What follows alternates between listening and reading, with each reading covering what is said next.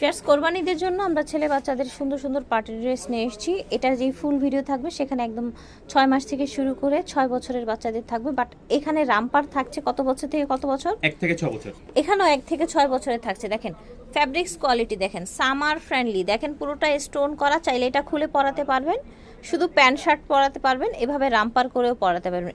এটাও কিন্তু আলগা পিনের মাধ্যমে চাইলে লাগাতে পারবেন, না চাইলে সরাই ফেলবেন।